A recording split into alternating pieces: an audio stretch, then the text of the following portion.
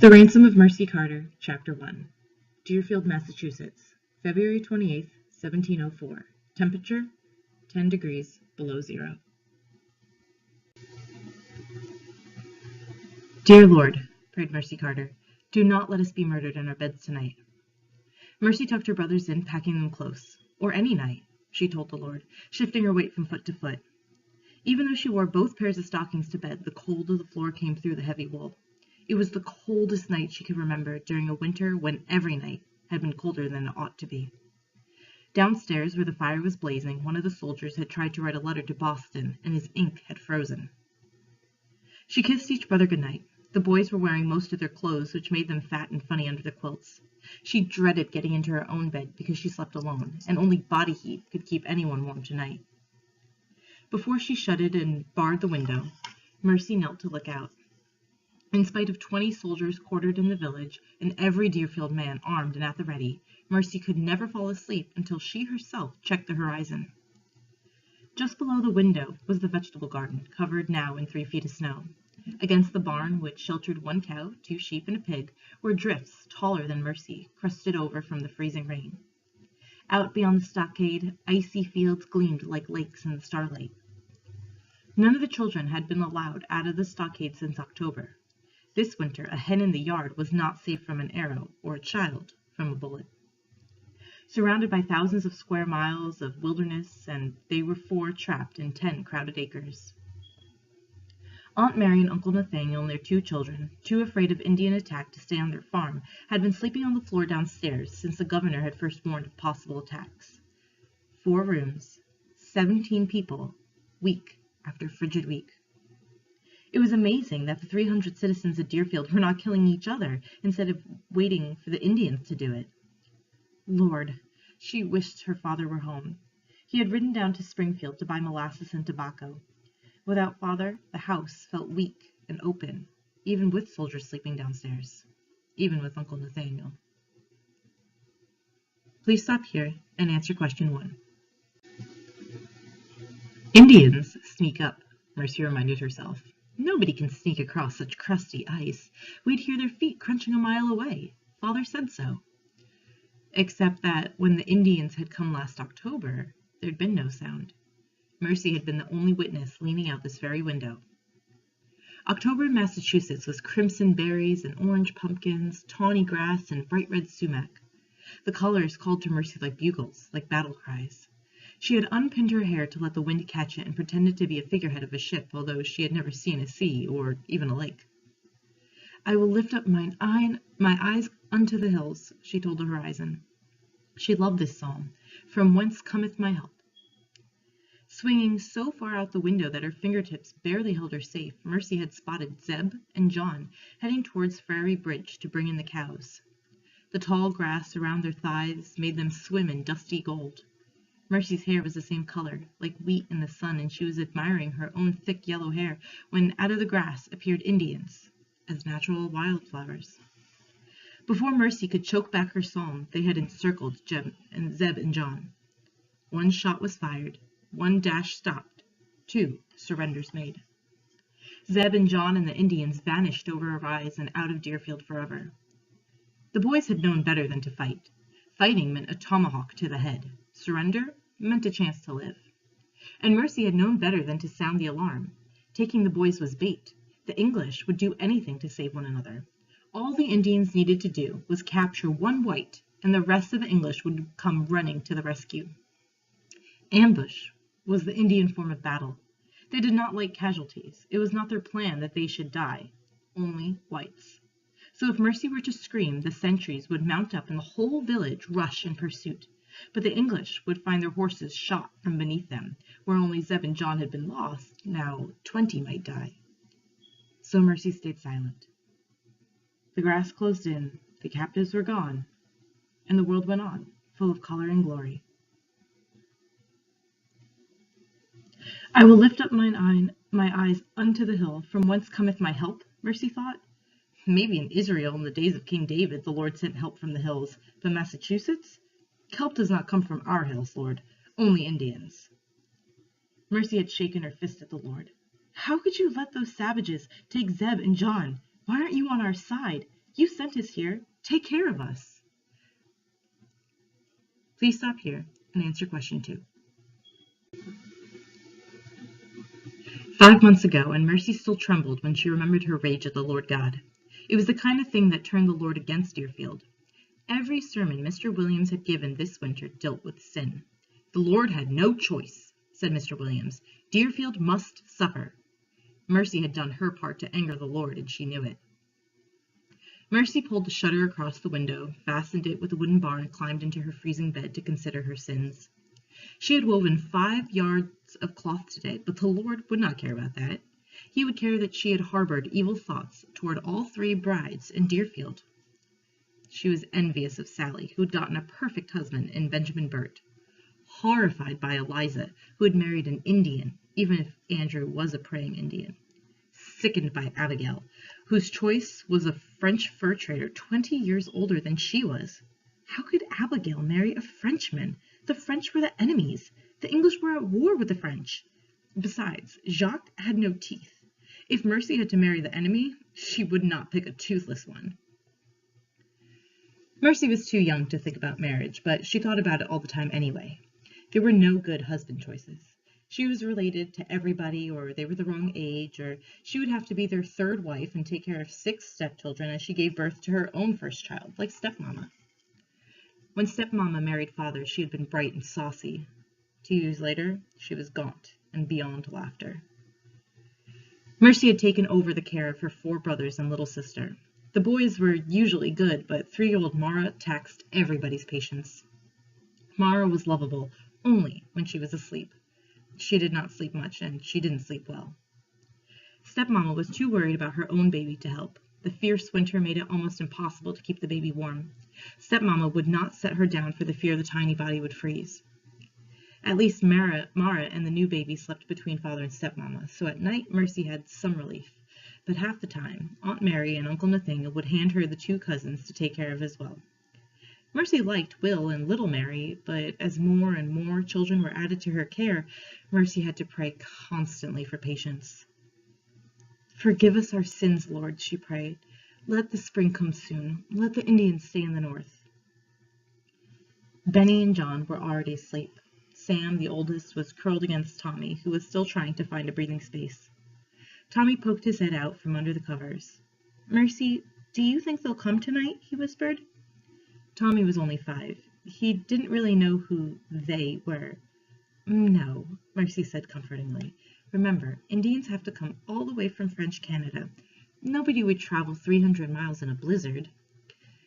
But she knew this to be untrue. White settlers based their lives on outwitting weather. While the men were building thicker walls, the women were knitting thicker socks. Indians, however, did not hide indoors. Their lives were based on entering the weather. How far is 300 miles? Asked Tommy. He had rarely been beyond the stockade. Built of great slabs of tree trunks, sharpened to points at the top, the huge fence was fastened on the inside by horizontal beams. Along these, the night watch would walk uneasily in the brutal wind. 300 miles is too far for anybody, Tommy. Sleep tight. Are you sure? I'm sure. Trusting his big sister, Tommy tucked himself into the elbows and knees of his brothers and slept. But Mercy was not sure. She didn't trust the soldiers. What did they care about Deerfield? Every week they wrote to their commander saying, "Nothing is happening here. Let us come home." She knew how cold the nights were, how easy to drift toward the door in the dark, slip inside to find a fire and a hot drink.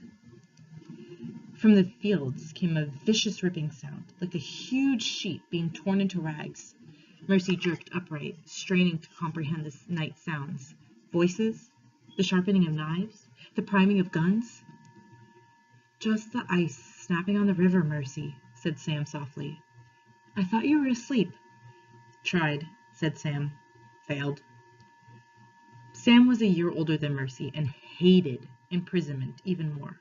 He was so bored. No horse to ride, no hills to climb, no fields to run across. Mercy knew her brother prayed the Lord would end this captivity, even if it meant the attack actually coming. She heard a crunching sound, and then another. I will not get up, she told herself. I will not check the horizon again. I will rest in the Lord. Please stop here and answer question 3. Fingers grabbed Mercy's hair, twisting the thick yellow braid and yanking it tight. Her neck stretched and she could get no air. The scalping knife would. All too familiar with this nightmare, Mercy suffocated her scream and hugged herself hard to keep from making a noise. The worst thing was to wake anybody up. They had enough false alarms. Lord, let me be braver than this, she prayed. Downstairs, one of the soldiers was doing something against the fire. She heard the friendly clink of iron tools against the brick, the whooshing collapse of embers, and the rasp of a heavy log shifting. Did she also hear movement beyond the shutter, or was that just the soft breathing of her brothers? She slid out of bed and felt her way to the window. Her fingers found the familiar bar as silently as possible, she slid it back. When the shutter opened, the blast of air sucked the warmth out of her.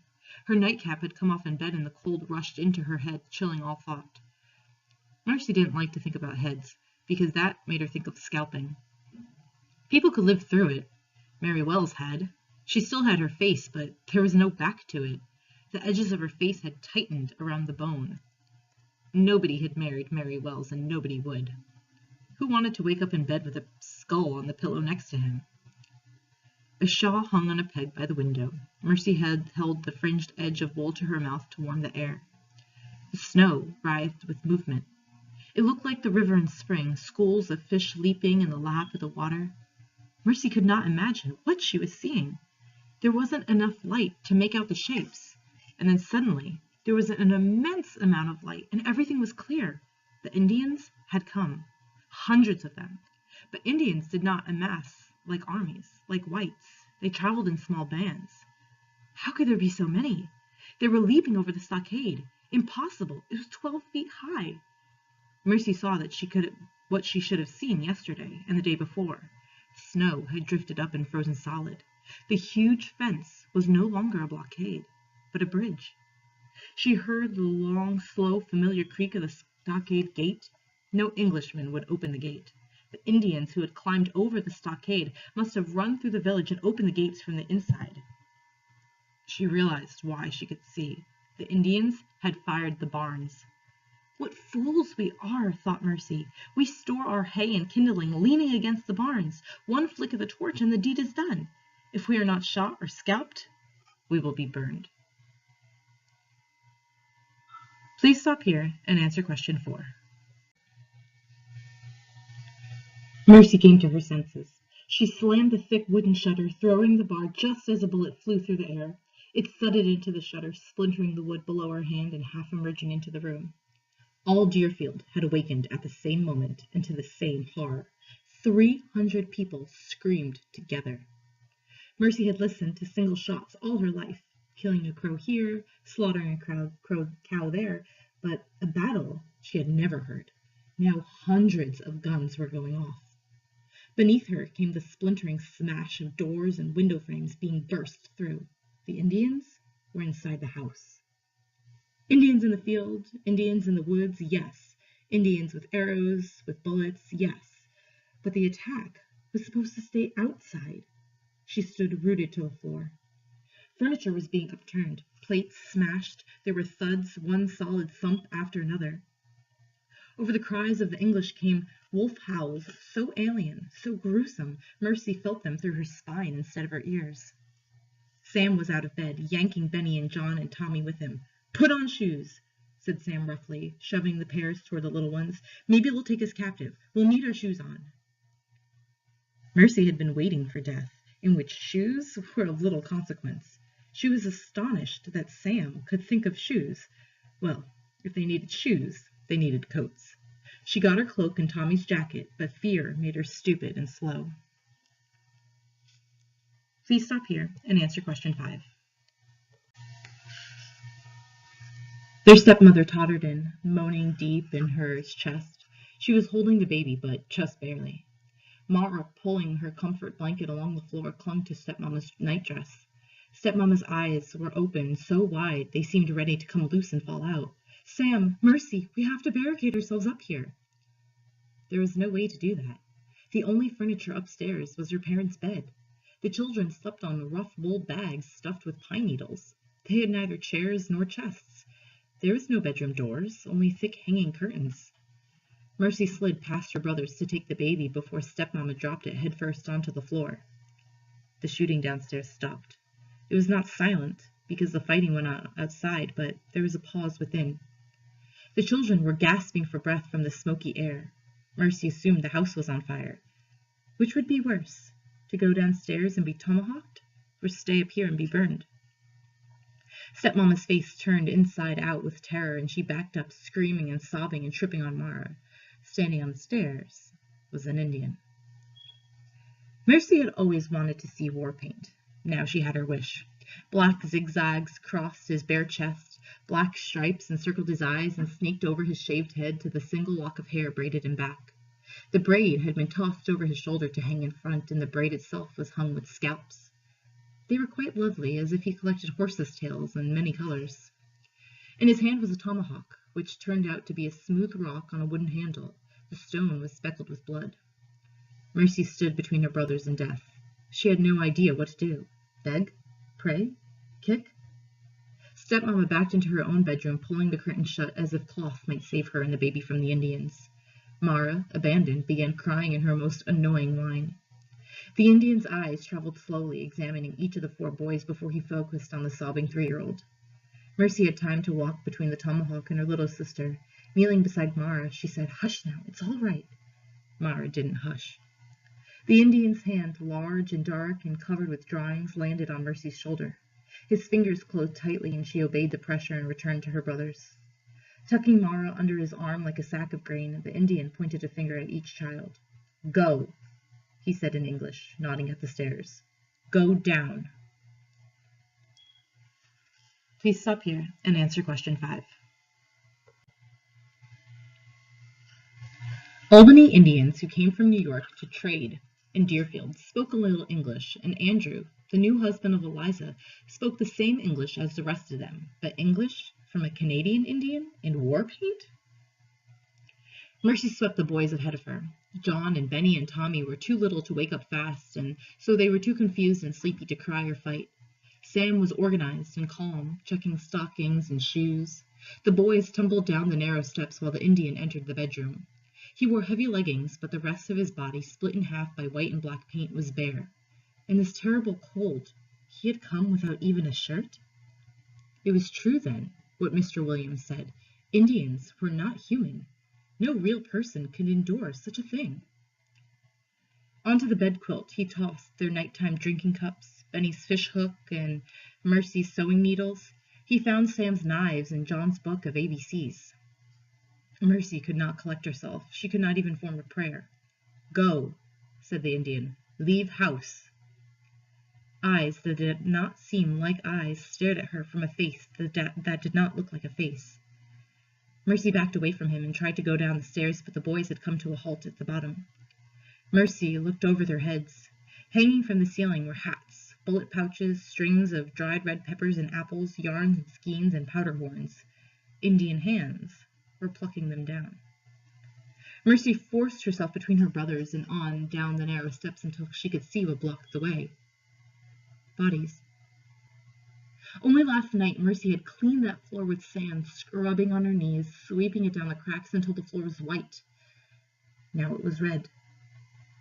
In this warm, familiar room where Father read every night from the Bible while Mercy knit, here the soldiers had bumped, and here they had died. They looked as if they had been talking or smoking their pipes and been slaughtered where they stood. It did not look as if they had fought back. Perhaps they never even bolted the door, expecting to come and go when it was their turn to walk the stockade. She looked for Aunt Mary, Uncle Nathaniel, and her 2 cousins, but they were not there, dead or alive. Fire spread gaily from one soldier's pile of blankets to the next. The painted Indian bumped Mercy in the middle of her back. "Step over the bodies," said Mercy to her brothers. "We must go outside. Here, Tommy, I'll help you." She sounded as if she were lifting him over mud on the way to church. Perhaps the Lord had answered her prayer and made her brave. He had certainly answered another prayer. They were going to leave the stockade. Sam gave Benny a push and John a hand, and then the Carter children were outside. The burning village was spectacular. Flames lit the snow. Snow gleamed gold and orange. From one house came deafening gunfire. Indian men shooting out the upstairs windows, and Indians shooting back. The chaos was unimaginable. Painted and fearsome in the firelight, the attackers were red and white, black and white, red and black and white, slashed and zigzagged like lightning. The fire spread with its own horrific sounds, sparkling as it devoured. Hell will be like this, thought Mercy. All I love turned to ash. And then a unit of French soldiers in scarlet jackets with gold braid appeared. They even wore their swords. The presence of Canada French stunned her. For 300 miles, there were no roads. There were hardly even paths. They would have walked on frozen rivers, slept without shelter, eaten with their fingers. Just to get to Deerfield, this little button of a town in the middle of nowhere? How could Deerfield matter so much? A bullet took a Frenchman in the chest and knocked him down at Mercy's feet. His companions surrounded him, exposing their backs to the Deerfield guns. Lifting the wounded man, they rushed him inside the Catlin house. The Indians paid no attention to the wounding of the Frenchman. In fact, they paid no attention to anything. As if nothing at all were happening, they lined their prisoners up. Mercy and Sam, Tommy and John and Benny stumbled into place, and now Mercy saw that the line was long. Dozens of children had been thrust out into the cold, where they stood stunned and silent. There were some parents. She counted the entire Kellogg family, all 6 Hearst children, some of the Williams children. Mercy found herself next to the oldest Williams girl, who tried twice to speak and twice could not, who pawed at Mercy's shawl and scrabbled at the fringe. What bodies had she had to step over to get out of her house? Her father was the minister. Mercy loved Mr. Williams. He was the voice of God. Deerfield could not survive without him. Surely he could not be dead. Your father and mother? Mercy said finally. John and Jerusha, came the whisper. John was 6 years old, Jerusha a newborn. If the Indians would kill John and Jerusha, they would kill Mara.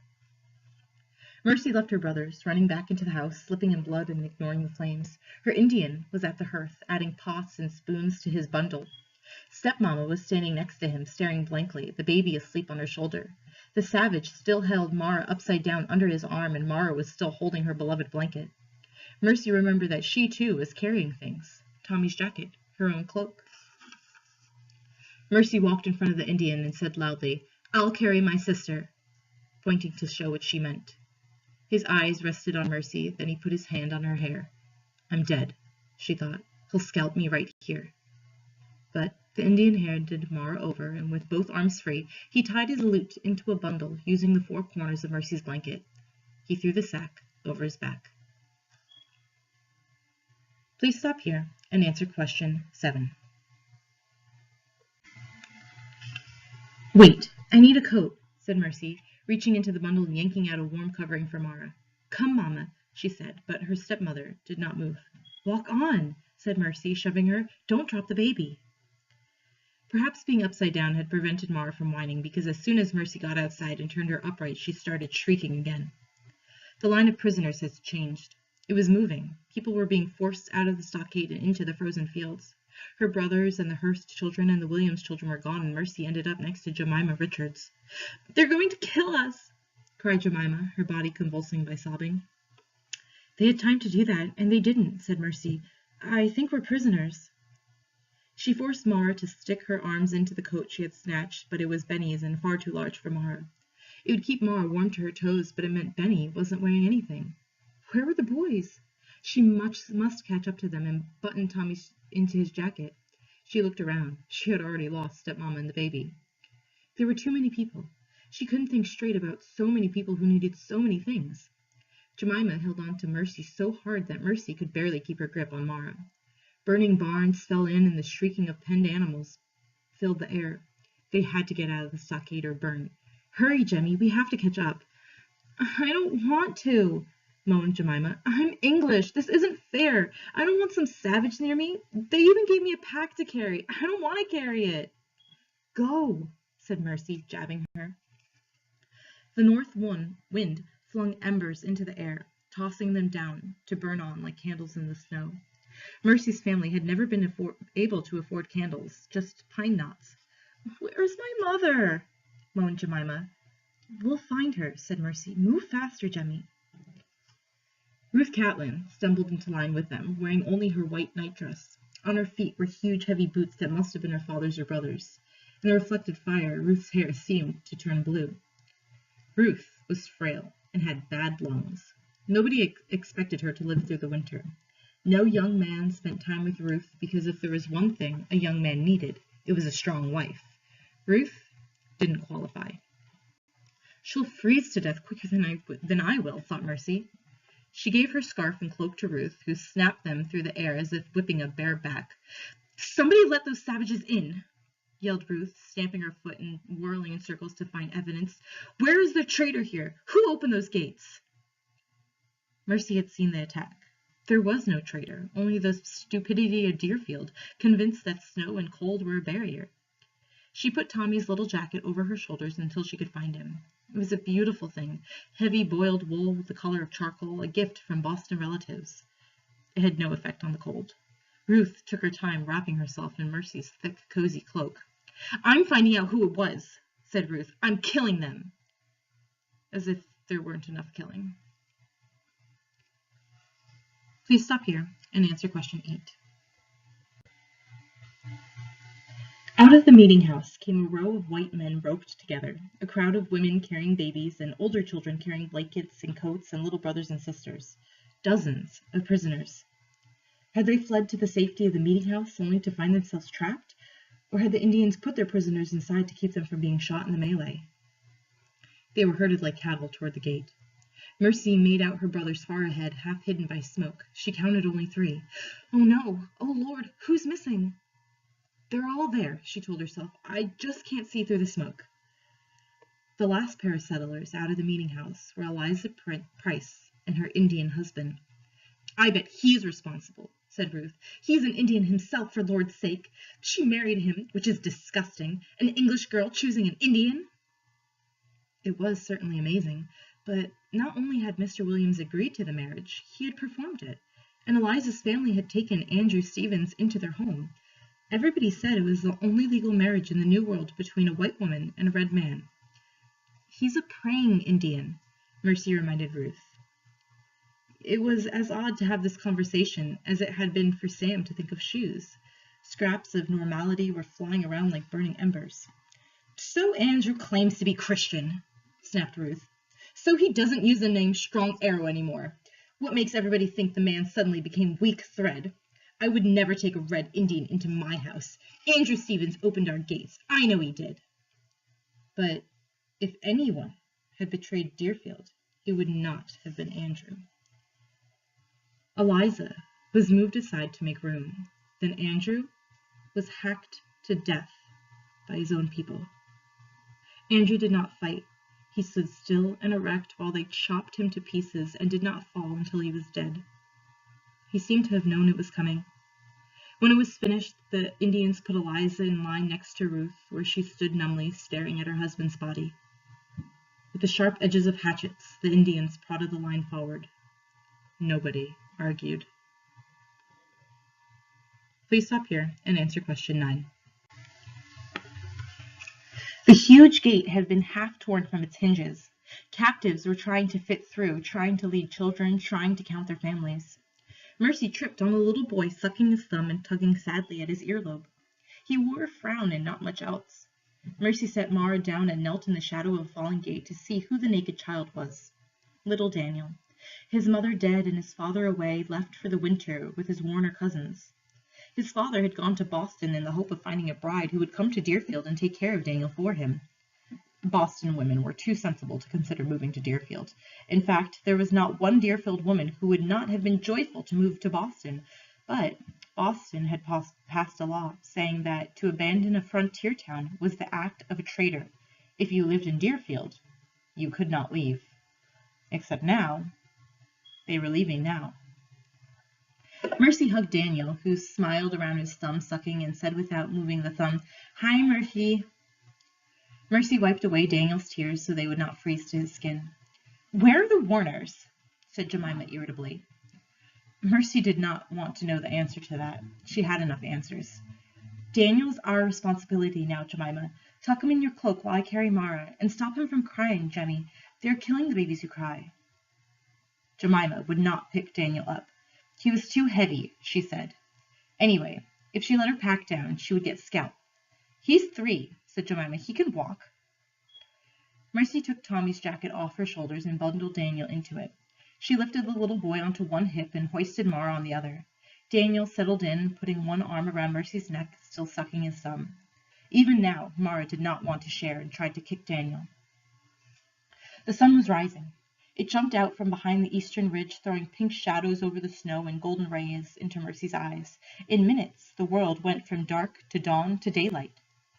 It seemed no point in trying to catch up to her brothers, even if Mercy could have walked quickly with a child in each arm. Sam will take care of the boys, she told herself. The snow had been so trampled inside Deerfield that she had forgotten it, but beyond the gate, the snow became a living creature, deep and solid, crusted and pathless. Leaders somewhere out of Mercy's sight were taking the line of prisoners northeast and into the hills. Only 50 yards beyond the gate, the weight of 2 toddlers already seemed impossible.